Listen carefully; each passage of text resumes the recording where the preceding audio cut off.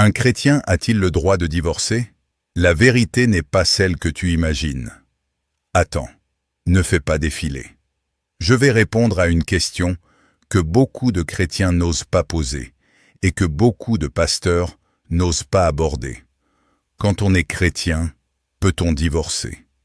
Si tu es en train de lutter, d'avoir peur, de t'étouffer intérieurement, si tu tiens encore, mais que tu es au bord de l'effondrement, écoute jusqu'au bout, parce que tu as besoin de la vérité, pas de pression religieuse. 1.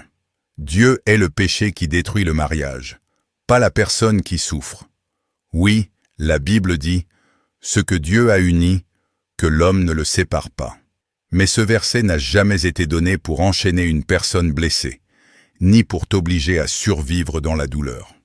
Ce que Dieu déteste, ce sont la trahison, la violence, le mensonge, tout ce qui détruit une alliance.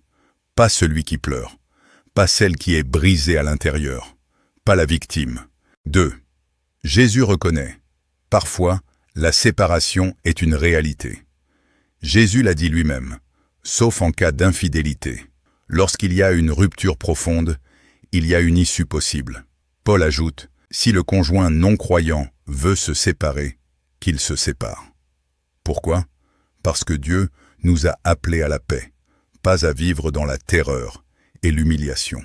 Et dans la vraie vie, beaucoup de croyants font face à l'infidélité, la destruction du foyer, le rejet de leur foi, les violences, les humiliations, la pression psychologique. C'est une chose très importante. La Bible ne t'a jamais demandé de te laisser détruire. 3. Dieu s'intéresse au mariage, mais il s'intéresse encore plus à toi. Certains pensent, si je divorce, je suis un échec. Dieu m'a rejeté. J'ai honte. Mais cette voix ne vient pas de Dieu. C'est la voix de l'accusation. C'est la voix de l'enfermement. Dieu voit ton cœur, tes larmes, tes cicatrices, tes nuits sans sommeil. Il ne t'a pas créé pour mourir à petit feu dans une relation sans vie. Il n'est pas un surveillant. Il est ton Père. 4. Derrière chaque mariage brisé, Dieu prépare un chemin.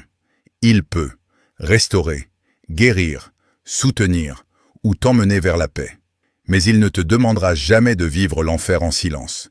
Dieu dit, « Je suis avec toi ». Pas, « Débrouille-toi seul ». Tu n'as pas à tenir coûte que coûte. Tu as à chercher la volonté de Dieu. Si aujourd'hui tu te sens épuisé, perdu, seul, effondré de l'intérieur, Dieu n'est pas en colère contre toi. Il veut te serrer dans ses bras. Il connaît ta douleur. Il voit tes larmes. Rien de ce que tu as vécu ne lui est caché. Tu n'es pas un échec. Tu n'es pas abandonné. Tu es aimé. Si tu traverses une tempête dans ton couple, écris en commentaire « Seigneur, conduis-moi ». C'est déjà une prière. C'est déjà un acte de foi.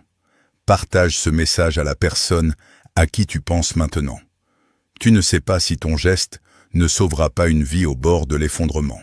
Et si tu as besoin de prière, d'écoute ou de comprendre vraiment ce que dit la Bible sur le mariage, rejoins notre groupe de lecture biblique gratuit via le lien dans la bio ou le numéro WhatsApp affiché à l'écran.